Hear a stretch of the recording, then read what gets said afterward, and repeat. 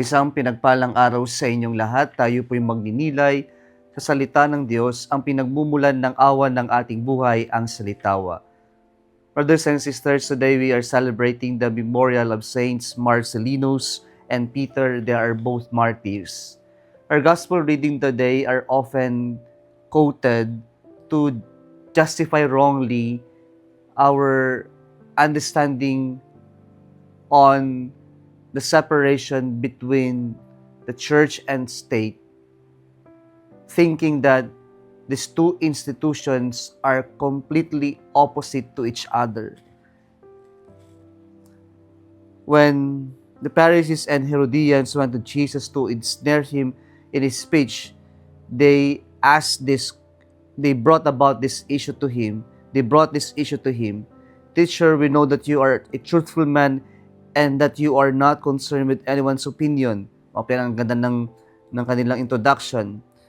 And then they dropped the bomb. Is it lawful to pay the census tax to Caesar or not? Alam ng Panginoon that they were trying to entrap him with this issue. And so the first thing that Jesus did was to ask them to bring him a denarius to look at. Patibong yung ginawa nila kay Jesus. Si Jesus gumawa din ng patibong. The mere fact that these Pharisees and Herodians who were supposed to be faithful to the nation because they are spiritual leaders and politicians were the same persons who possess with them the denarius, the foreign currency. Kaya dito pa lang pinamukha na ng Panginoon sa kanila yung kanilang kahibangan, yung kanilang hypocrisy. And Jesus also dropped a bomb to them. At sabi niya to these people whose image and inscription is this, and they all replied, Caesar's. And so Jesus dropped the bomb. Sabi niya, repay to Caesar what belongs to Caesar and to God what belongs to God. So in other words, in this statement of Jesus, we have our obligations to our society and we must obey, we must do our obligations. Yan po, malinaw na malinaw sa statement ng Panginoon.